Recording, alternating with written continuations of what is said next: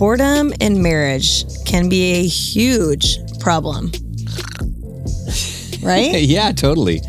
It is. It's a huge problem. Yeah. It's a big problem. Anyways, I'm Melissa. I'm Gabe. Gabe, thank you so much for joining us for our Marriage Monthly this month. So, yeah, I want to talk to you about boredom with marriage. Are you bored? Are you bored? No. Oh, okay. I was just wondering. Did I answer that right? Yeah. Okay. Very quickly, too. Yes. Very No. good. Okay. Yeah. So I was thinking about this when we brought this up last week and we were at Big River Coffee and I was like, I want to talk about boredom. Like we were trying to brainstorm like why marriages are struggling. Because we talk to a lot of people that maybe are not having the best marriage of their life and they could be. I'll just say it that way. I mean, it runs the gamut, right? We talk to a lot of people who are doing great, talk to some people who are sort of stuck, talk to some people that's like a disaster. Yeah. And so my question is always like, well, what's going on? And it's like, oh, well, there's nothing. We're bored. So then I started thinking, why? Because like I'm a pretty hyperactive person. So like I don't get bored very I'll rephrase that. I get bored pretty easy, but I don't stay bored because I always do something. Yeah, I mix it up a lot because I'm crazy. But I started thinking about when you first start dating something, what happens? Well, you're obsessed. You go crazy. Yeah. You're like, oh my gosh, I always want to be with them. Yeah. I want to get creative. Oh, what am I going to do to show off this week, on our date night? Okay, we're going to go here. We're going to do a scavenger hunt.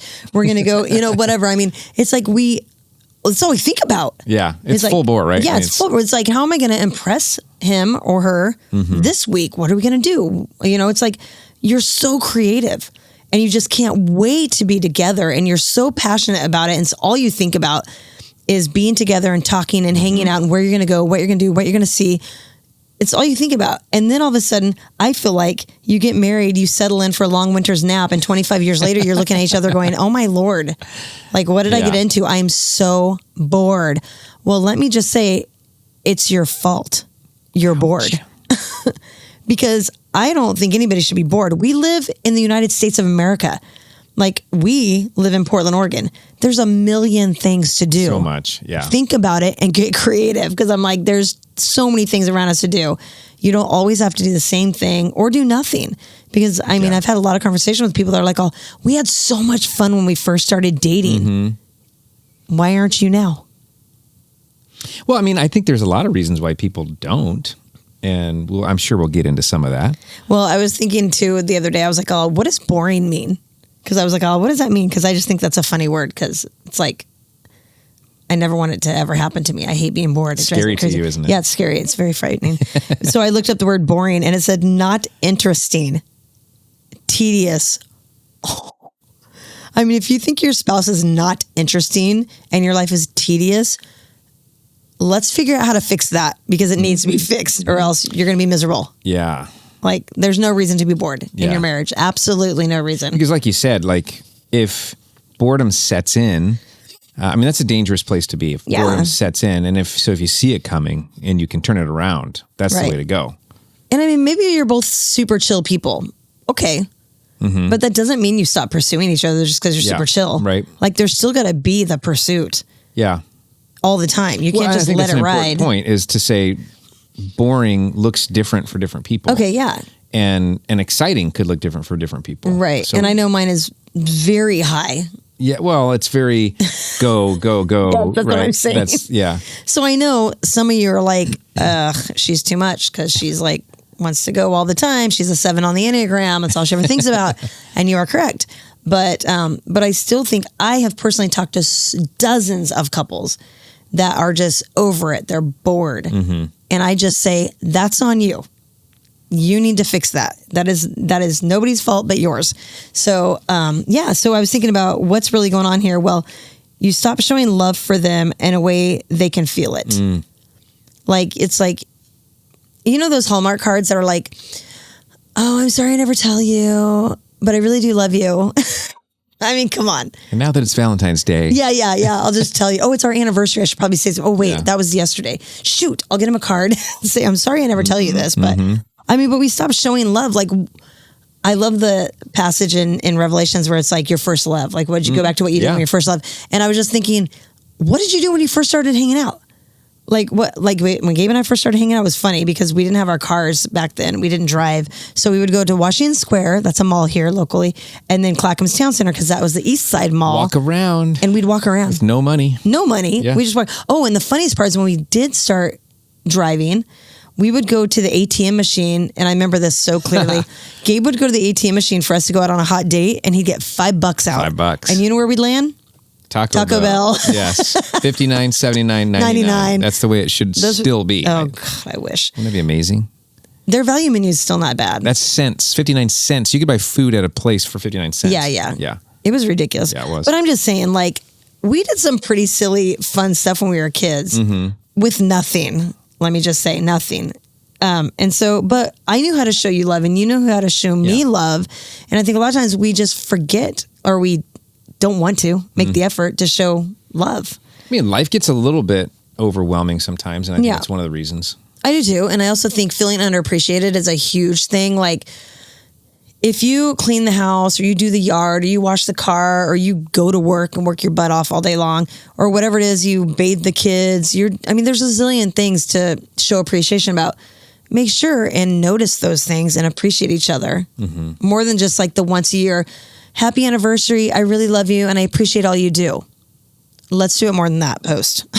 Once a year on our anniversary, you know what I'm saying? Yeah. Like, I think a lot of times, especially mamas with kids at home, maybe that's their full-time job, feel really underappreciated. So make sure if you have a mama at home, or even a daddy, I know there's at-home daddies now. Sure. I mean, if they're home grinding, make sure and say, thank you. I notice you've done the floors. I notice the kids are clean. I notice there's food on the table.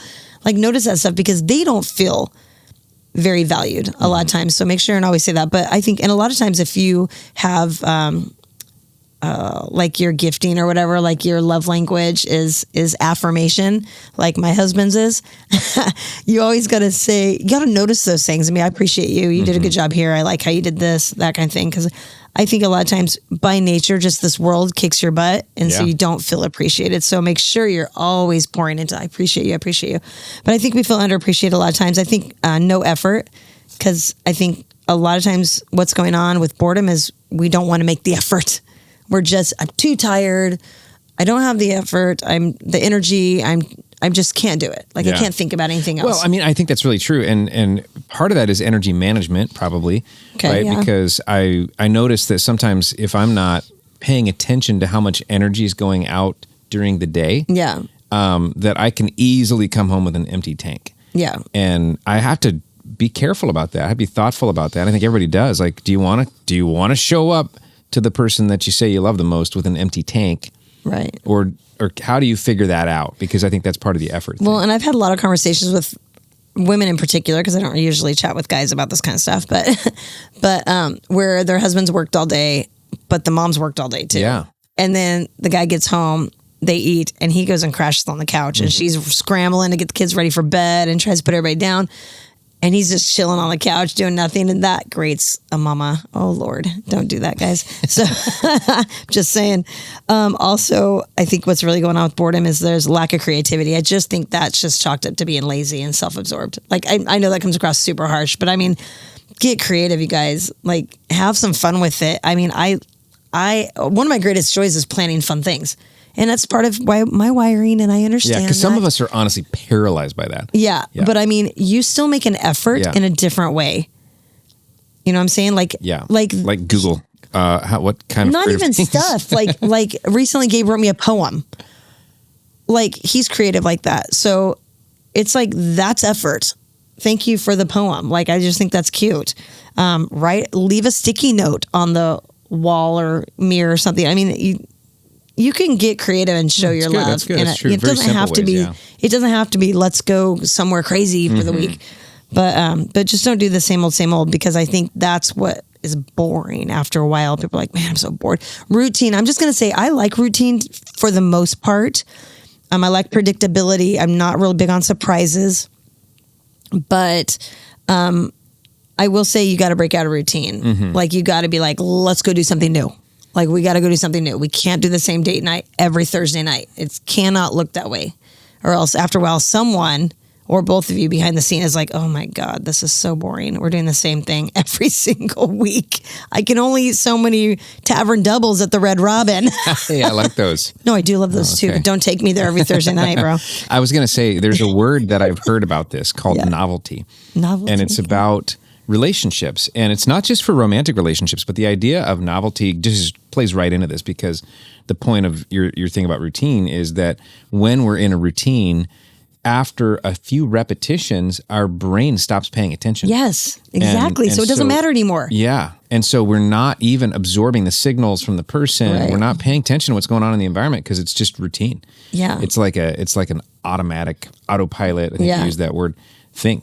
And I'm just going to say, if your date nights are just sitting on the couch watching movies whatever your date night is, Thursday night, I'll say, you got to break out of that. Like, you can't do a movie every single time sitting on your couch. Like, you got to do something different, because those are the memorable times. Let me just say, like, the times Gabe and I are chilling, binge watching Suits, I love. Yeah. But the time that Gabe takes me out to some fun restaurant. What's that restaurant we went to recently that I fell in love with? The downstairs of that hotel. Yeah. Oh my gosh, it was so cool. Yeah. It was over at the Monarch on in Clackamas area. Mm-hmm. Oh, De Fuego.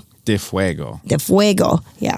Anyways, super cool place. If you live in the Portland area, head over there. But anyways, that's memorable because I was like, oh my gosh, this place is rad. It was so cool. And that's an interesting word maybe to think about if you're thinking about, we do feel kind of stuck or bored. Memorable is a really great word. Yes. What can we do that's going to be memorable? Because that's actually the point of it all, right? We want to create memories that bond us together. Exactly. Yeah. Go somewhere different. Even if it's local, go somewhere different. Just mix it up. Because then you're going to be like, oh, I remember when we did that. Yeah. And it will also change your conversation because you're in a new place. Yeah. So anyways, but since you've engaged, a lot of times this happens, since you've engaged, they disengage. Since you've disengaged, they disengage, and the distance is inevitable. So I was just thinking, if I'm disengaging from this relationship, then you're going to be like, well, I am too then, because we match each other in that. We match each other's energy, honestly. And then we feel distant, and then we feel distant. And you're like, oh my gosh, it's been like 6 months since we've had a meaningful conversation. We're just grinding, doing the routine. It's been months since we've been able to be intimate together, or just whatever, like have a real talk, laugh, crack up laughing together. I mean, when that disengagement starts and the distance happens and boredom sets in, we're in big trouble. It is a hard place. And the Bible actually tells us, don't let the devil get a foothold. This is an instruction to married couples. Do not let the devil get a foothold. The passage where that comes up is actually about sex. Like, don't avoid sex because that can create distance, and then the devil can get a foothold. Yeah. And I think this is also true here. It's like, even with boredom, like the devil could get a foothold. And I don't like the idea of saying, hey, if you don't stay interesting, your spouse might go out on you. You know what I mean? I think that's kind of playing into our culture's narrative about a disposable marriage, I think. Yeah. And I think we got to remember that God calls us to an entirely different kind of relationship where there's been a vow, a till death do us part vow. Exactly. Right? And still, the devil does try to get in and get a foothold. Or until boredom sets in. Just kidding. God forbid. Because there's seasons, right? Yeah. Like, there's seasons when you're grinding hard and you just have to. Yes. When we were in college, when we had really young kids, when we were starting our ministry out, when we were like, there's certain times where you're just there's physical things where you don't feel good, or you're going through a sickness, or you've lost somebody or something. There's seasons. There's seasons, but you can't let that be the narrative for years and years and years. And then you're just like, wow, I'm bored and I need something fresh and new. Yeah. Because I do think the devil can get a foothold there, and someone else can swoop in and be like, wow, you're so cute. Somebody at work, you're so fun. Gym, or whatever. Let's go. Yeah. And it's like, whoa. And you are kind of like, wow, this feels kind of nice. Yeah. You got to watch that. You do got to watch it. Don't be bored. So let's talk about, like, what do we do then? Yeah. There's a couple of things that I want to mention on this. One is that I think boredom actually comes from complacency. And complacency would be the idea that we're just kind of stuck in a non-effort place, complacency. Yeah, totally. I looked it up. It says self-satisfaction, especially when accompanied by unawareness of actual dangers or deficiencies. We're just clueless about the fact that we need to be bringing more, about that we even committed to be bringing more. We said, you're going to be my number one priority for the rest of my life.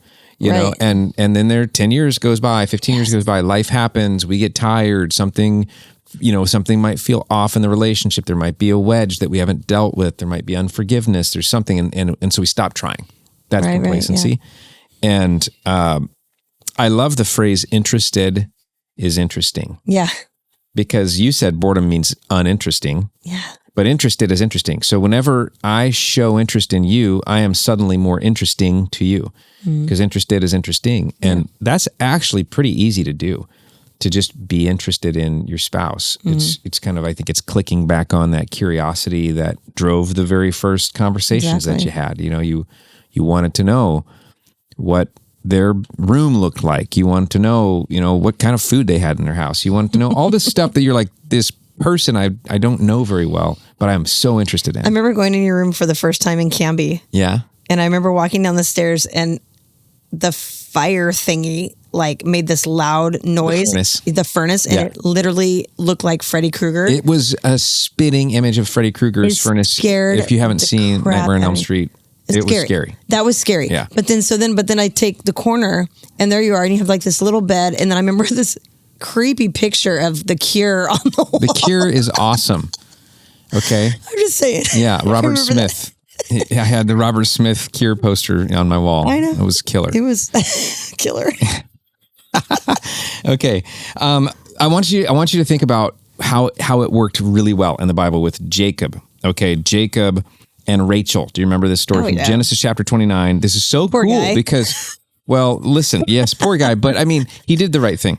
Jacob was in this place of looking for a wife. And so it says here in Genesis 29, 9 through 11, it says, Jacob was still talking with them when Rachel arrived with her father's flock, where she was a shepherd. Okay, just listen for a second. I'll explain. It says, Jacob went over to the well and moved the stone from its mouth and watered his uncle's flock. Then Jacob kissed Rachel and he wept aloud. Okay, that's the first time they met. She's kissing on the first date. Yeah, no kidding. Wow. Fast mover. She's a shepherd. And she needs to water the flocks. What does he do? He immediately serves her. Yeah. And there was more going on behind the story. Read Genesis 29. Yeah. But the cool thing was how much effort he spent to make sure she knew how he felt about her. Right. Right? After that, he goes to her father and says, I will work 7 years to marry this girl. Exactly. That's amazing. I mean, she must have felt like so important. Right. And that's a long courtship with a high price, but he did it willingly. Now, if you read the rest of the story, it kind of he actually worked sideways 14 a little years. bit. Yeah, because dad tricked him, gave him the different girl. Yeah, whatever. But still. But he pursued her. Holy cow. Yeah. And I think, so if you think about boredom comes from complacency, let's do the exact opposite. Right? And if you're in a marriage right now, you're like, I know, but I don't feel like it. Well, do it anyways. Figure out a good reason to do this. It might not be because he deserves it right now. It might not be because she deserves it right now. It might be because you want a different legacy for your family. It might be because you want to teach your kids how to do this. You want your younger brother or sister to see you succeed in marriage. You want to buck the trend of divorce in our country. You want to establish, a whole thing for your family to look at. And so find a reason that's strong enough for you to go, I'm going to do exactly the opposite. I don't feel like it, but I'm going to pursue my spouse. And the other thing I wanted to just say on this is that I think effort is attractive. Yeah. It doesn't have, like you said earlier, it doesn't have to be fancy. It doesn't have to be, it can be in your own personality. I mean, I'm much less driven to I don't have a list of restaurants on my phone. I do. Yeah, I know you do. I don't have a list of restaurants. I do have a mental list of all the places I want to go because I do love to travel. Travel places? Yeah, I have travel places. Oh, yeah, me too. Yeah. But it can be in your own way, So I wrote a poem and I didn't even know if that was going to mean much to you or not, but it was just something I thought I would do. I bought this little frame and wrote a poem, put it in it wasn't in your stocking, but it was one of your Christmas presents. Cute. But I think what this does is that it demonstrates priority. I mean, effort demonstrates priority. Because let's say your spouse is looking at your life for a second going like, what are all the things she or he puts effort into and makes a list and you're not on it? That would be discouraging. Oh, ouch. If think about it. How much effort does he put into video games versus how much effort does he put into conversation with you?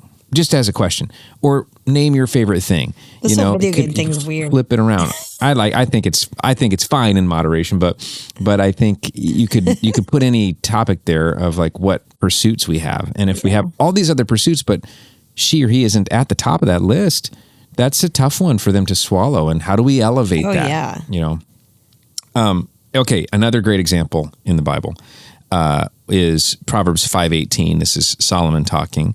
He says, "Let your wife be a fountain of blessing for you. Rejoice in the wife of your youth." A fountain of blessing. And just thinking about your spouse. Have we stopped lately to count the ways that they're a blessing to us? Because I think part of this is just getting your mind back on this pursuit. You do that by making them a big deal again, and they are a big deal. So all you got to do is look at all the ways that she or he's a blessing to me. You know, the fountain of blessing. I like it. Solomon also recorded Song of Solomon, like the you always want to get there. And heavy. I know. It's like the romance novel of the Bible. It's pretty fantastic. But I just listened to the words of chapter 4, verses 9 through 11 of Song of Solomon. It's not dirty, R-rated. It's just good. It says this. It says, "You have captured my heart, my treasure, my bride." Think about the words that Solomon is saying. Yeah. "You hold it hostage. You hold my heart hostage with one glance of your eyes, with a single jewel of your necklace." I mean, that's like expression of being captivated, being preoccupied, being fascinated with this person. And it says, "Your love delights me, my treasure, my bride. Your love is better than wine. Your perfume is more fragrant than spices." Making comparisons. That's a cool thing. If you do that with your spouse, they will light up. You're better than this. You're better than that. I'd rather be with you than this. I'd rather, just to any kind of comparison. Then verse 11, "Your lips are as sweet as nectar, my bride. Honey and milk are under your tongue." That's kind of weird.